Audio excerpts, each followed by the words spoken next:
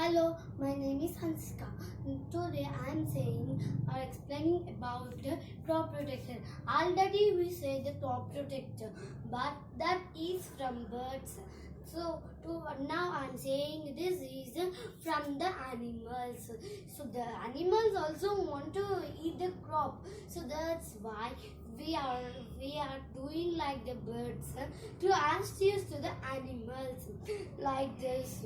When an animal want to go to eat the crop, the animal want to go for that pressure. The wire will go here and the pressure will come, so the noise will come.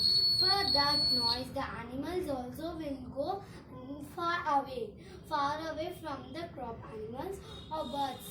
As she is like a birds. So this is the difference between birds and animals.